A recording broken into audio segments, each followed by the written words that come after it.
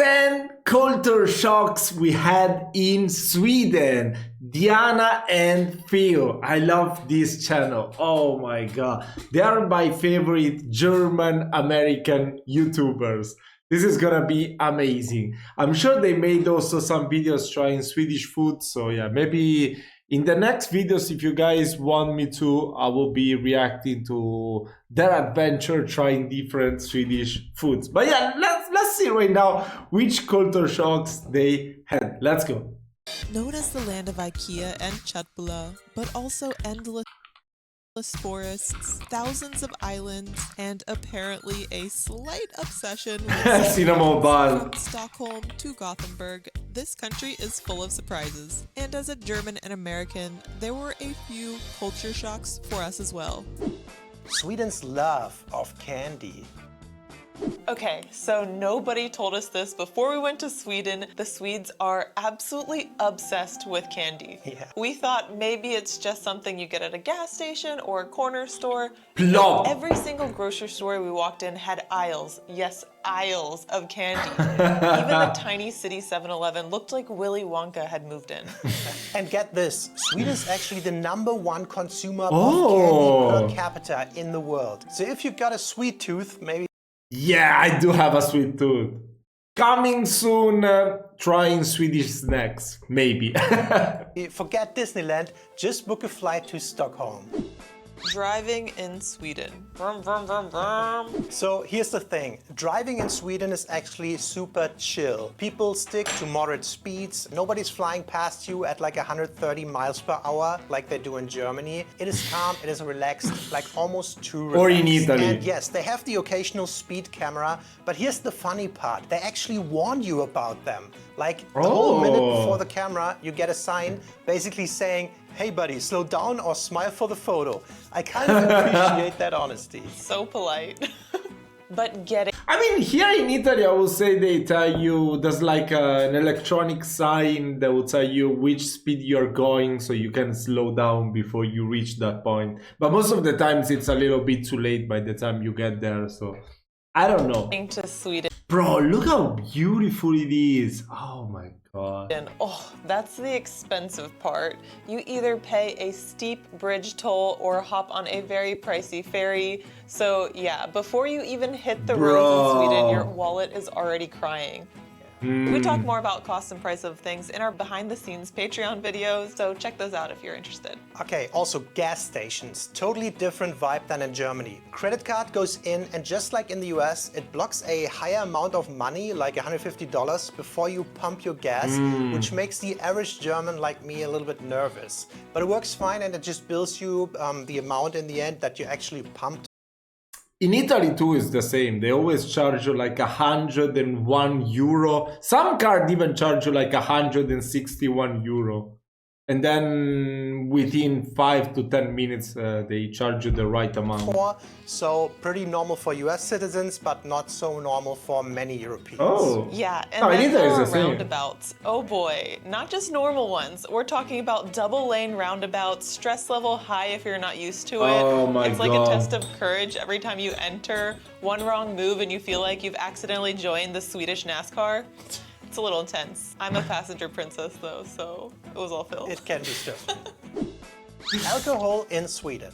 So expensive, Okay, right? So this one really caught us off guard. Here's the deal. Anything stronger than 3.5%, you can't just grab at a grocery store. Nope. You have to go to a magical state-run liquor store. So it's like Finland, but Finland actually... Many subscribers in my other channel where I react to Finnish things told me that before it used to be like over 5.5 you have to go to the liquor store, but now they change it to 7 or 8% that you can still get in the supermarket. Something like that, but I'm not too sure about it. They're called Systembolaget. Systembolaget? Systembolaget. I don't know if that's right. By the way, it looks more or less like a John Deere tractor shop to me and not somewhere where you would buy wine and beer. Yeah, and once you're inside, brace yourself because the prices are wild. In Germany, you can grab a cheap bottle of wine for like 2 or 3 euros. In Sweden, the cheapest one we saw there was around like 8 or 9 euros. What? any kind of fancy date night wine. Wow. That is the budget option. Those bottom of the shelf. That's So crazy. expensive. And What about beer? Oh my god, I'm never gonna get drunk in Sweden, I guess. remember, Systembolaget is not open 24/7. They are closed on Sundays and their Saturdays have limited hours, so plan ahead or you might find yourself on a dry weekend. Yeah, let's just say it's really expensive to be an alcoholic in Sweden. English in Sweden. Okay, this one really blew us away. The English level spoken in Sweden is like next level, like one of the highest in Europe. Honestly, almost everyone we spoke to was just fluent in English. Just take a look at this map here. And here's my little take on it. I'm German, I live in Europe. Bro, I don't think this is actually very accurate. Wait, percent of the population able to hold a conversation in English. 34% of Italians being able to speak English. Seems a little bit exaggerated. 27 only in Portugal. That's totally wrong. Portuguese people are really good at speaking English, actually. Yeah, when I was there, I couldn't speak Portuguese the first time, and everyone could speak I don't know. In Italy, I don't think you will find yourself be able to communicate that much. Even France, wow, I don't know about that. Just take a look at this map here.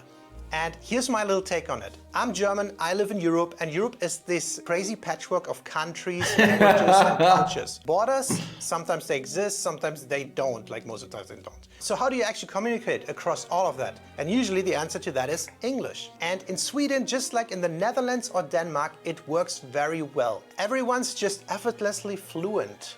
Very nice compared to some southern countries. Spain. And random little fact, sometimes I game on the EU server.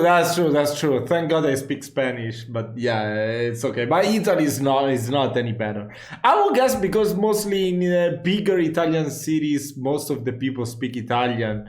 Maybe we got that advantage. Like in Milan, I feel like pretty much everyone can speak English. Turin, I would say also. Rome, I don't know. I haven't been too many times in Rome, and I speak Italian when I go to Rome. I don't know. Let me know your experience going to Italy. Have you had trouble communicating with Italians in English? Because I don't know. I think it's the level of Italians in English is not that good. And if I hop into an English-speaking public lobby, almost always there's a Swede in there. Germans, no, they stick to the German lobbies. Russians, no, they stick to their own lobbies. French, Spanish, the same. But Swedes, they're everywhere in online gaming, and it's like they silently dominated the English-speaking EU servers. Honestly, it makes sense now. They've got the English game mastered too. Yeah, to be honest, now that I think about it, I think Swedish people, Danish people, like they speak almost better English than a lot of people in the UK or the US. I don't know what you're talking about. Like Dax. I want a caravan for me, ma. Cash? What cash? Here's something that really surprised us. During our entire time in Sweden, we did not need to withdraw a single Swedish crown. Yeah, Sweden is not part of the Eurozone and has its own currency, but we barely even noticed that the currency existed. Yeah. Everywhere we went, everything was digital. Parking, you pay on your phone by app. Restaurants, you tap or scan something. Ooh, that looks so Booking good. accommodations, card only, phone only. Honestly, exchanging money felt like a thing from the Stone Ages that we didn't have to do a single time. Also, no worrying about exchange rates if you use a card without foreign transaction fees. No hunting for ATMs, no awkward, do you accept euros? Conversations. Sweden's basically living in the future and is so nice and so hassle-free the way it is. Yeah, I agree. Fika and food. Fika and kaka. Okay, so before we even looked into Swedish food, I honestly only probably knew köttbullar and surströmming. Ooh, that Thanks looks so to good. IKEA and Nah, that YouTube doesn't videos. look good. Going there and trying dishes like ragmacka and smörgåstårta, wow, Ooh. pleasantly surprised is an understatement. Also, if you're into Ooh. seafood, Sweden's got you covered, but be aware, it's on the Bro, and the meatballs, are we gonna talk about the meatballs? Come on, oh my god. I just bought them like from the frozen aisle of the local supermarket right here, so you can imagine it's not the best quality, but it tasted like 10 times better than any other meatballs in the supermarket. So imagine how good that would be the actual thing if the frozen one is gonna be that good already. price your side for European standards. Yeah, true. And I have to say, say I love that Sweden has kebab pizza everywhere. It almost became Sweden's. We have it in Italy too. Oh, it's so different actually. Here in Italy they also put the salad and the tomatoes on the kebab pizza. It looks very different. But yeah, they have the yogurt sauce as well. What is this? Is this like chili? Oh, that looks good though. Oh my god. Yeah, I don't want to see kebab. Yesterday I ate too much kebab and my stomach felt uncomfortable. National dish and just came in a close second behind the. Oh, you can buy it? People in the comments love to point out that. What do you mean? Germany also has kebab pizza, and yeah, it does. But you know, a dish's availability is usually not limited by country borders. And it's nice to try where it's invented. Yeah, and kebab pizza was invented in Sweden, and this version we had with French fries on top was amazing and also very rare in Germany. So seeing this pizza being actually, yeah, we don't have French fries. Usually they give us the French fries on the side if you order kebab pizza here. They always like in the there's like always the combo most of the times. They give you on the side the French fries. But French fries on pizza, they are next level. Oh my god, yeah. French fries on pizza always. that popular in Sweden was just a fun little positive culture shock. Yeah, and now fika. Oh my gosh, I love Germany's Kaffee und Kuchen culture. Probably the reason I gained half a wardrobe size my first year I lived in Germany. So imagine my happiness when I found out that Sweden has fika. It's an intentional coffee break with a sweet treat like a cinnamon bun stop. We were on an intense hike in our trekking gear when all of a sudden Phil's brother's girlfriend, who is Swedish, just casually says, "Okay, it's time for a cinnamon bun." We stopped, sat down, sipped coffee, and ate cinnamon buns. I loved it. A woman after my own heart. I just wish they called it coffee and cookie time. So like Kaffee und Kaka. I just think that sounds funnier. All right. Bro, yeah, usually after you have a coffee, you will have to do caca. Bitches and nature. So we spent some time outdoors in Sweden and we did some hikes, and outdoor activities are just the thing to do in Sweden. And wow, the country makes it really easy. Surprisingly, you are allowed to camp pretty much everywhere, in the countryside or even on private properties. Oh, that's lovely. Somebody's house is not in line of sight. So no stressing about trespassing, just pure nature. It felt surprisingly safe and super freeing. Yeah, coming from the US, I love the variety there, and Sweden has it as well. From like beaches to lakes to forests, beautiful nature just everywhere. Or at least a short drive outside of cities. Yeah, although the first part of our drive from Malmö to Gothenburg was a bit underwhelming, it was a bit flat and lots of farmland and forest left and right, so no complaining, just very flat. But here's a fun twist. The coastline is amazing, and Sweden has over 267,000 islands. More than any other country in the world, actually. That's basically an island adventure waiting to happen wherever you reach the coastline. I wonder if anyone's visited all of Sweden's islands. That's impossible. Maybe. Some of them must be very small. One thing I do miss though, it's these little shops like in Germany, you know? Sometimes you just need a bratwurst stand or a beer garden to ruin the perfect view of nature. Priorities, right? Yeah, priorities. Wo ist denn hier das Wirtshaus? Hier gibt's ja gar kein Wirtshaus. Was machen wir denn? And before we move on to the next culture shock, we ask you to please like the video and subscribe for more videos around the world. Cheese shrimp paste? Is that real? What? What? And if you want to further support us, you can do that on patreon.com/DNNPhil, where we make additional monthly videos for certain tiers. And a shout out to our family tier patrons: Delicato. Ethan Mitchell, Heather Kuffner, Hessen Metro, Tarek Malkosh, Ushi Izart, Lee Lim, Jessica Sarenzak, Debbie and Ray Gordon, Jamie DeVries, Parker Dopke, Michelle Asbell, and Bill and Chris. Thank you!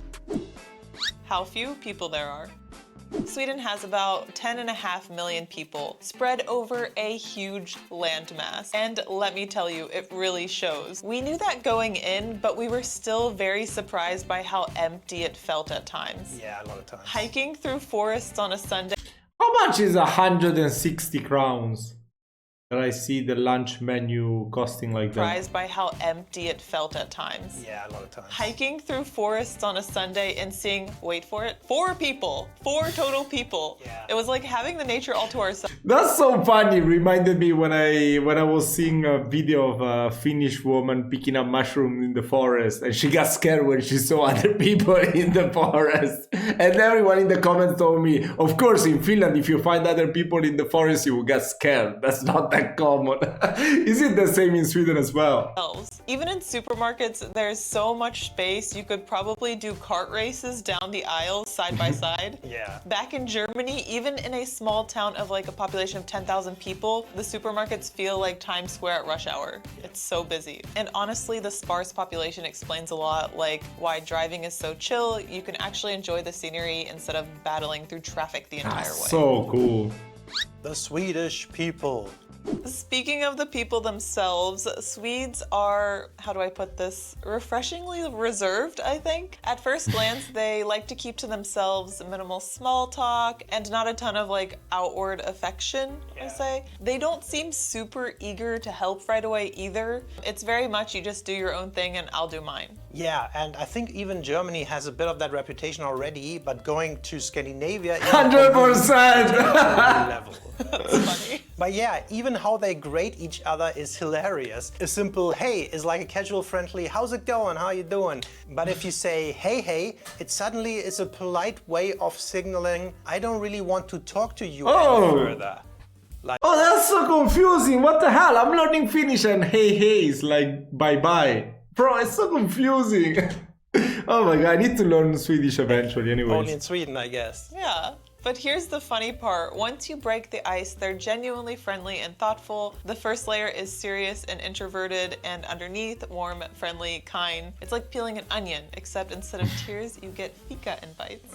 Also, just to contradict all of what we just said, we also met these guys. Are you YouTube? Yeah, we're from Sweden. We're from Hey, Gothenburg. what's the best thing you can eat in Gothenburg? Gothenburg. Hasselssons.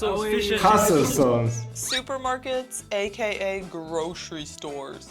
Yeah, we were actually shocked by the supermarkets in Sweden in kind of a good way. At first glance, they feel way more American than German to me. Massive stores like ICA or City Gross feel Maxi. like Walmart. I've reacted a long time ago to Maxi Or supermarket. Target, and there are huge spaces between the aisles, and it's almost eerily empty at times, just like in the US.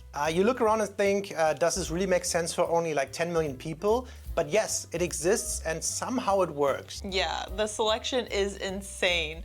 Everything comes in big quantities and varieties. It's like the store is saying, yes, you may only be 4 people in this aisle, but you deserve 27 types of dip. Yeah. This is a bit random, but there's even dog cages outside where you can safely leave your dog while you shop. Only in Oh, Sweden. that's really As a German, nice. I'll admit it, I was a little jealous. Wide aisles, big choices, quirky product packaging, like all these stuff in tubes and so on. It's kind of a dream, like it's nice. But overall, shopping in Sweden feels spacious, it feels relaxed and kind of futuristic or apocalyptic because of the missing people. It's like Walking Dead sometimes. But yeah, I really enjoyed the experience. Yeah. Bonus point. We were really hoping Where to are see the an elk, but moose? we didn't. A bit disappointed in that. Might have to come back. Yeah, very sad. Okay, so most But I think it's more like on the Lapland region of Sweden that you will find mooses, right? I mean, probably you will still find them everywhere, but more dominant will be there, I These guess. are lighthearted and quick, immediate things we noticed that are different just visiting for the first time. Obviously, if we lived in Sweden, there might be more serious differences like work culture or even the dark winter time with no sunlight. But let us know what surprised you about Sweden or another country you visited. Oh! Thanks for watching. Bye! Yeah, we should check out this video as well. If this video gets at least 100 likes, I'm going to react to this one. Weirdest foods. Oh my god, yeah. I would never eat surströmming. Actually, I've reacted before to the video of a Swedish guy letting his cat try surströmming. The cat just gave it a quick smell and left. He didn't want to have any part in the video. It was like, bro, you're not paying me enough. Nah, that was a great video. That was a great video. I want to know from you, what do you think about these culture shocks? Unfortunately, I haven't been to Sweden yet.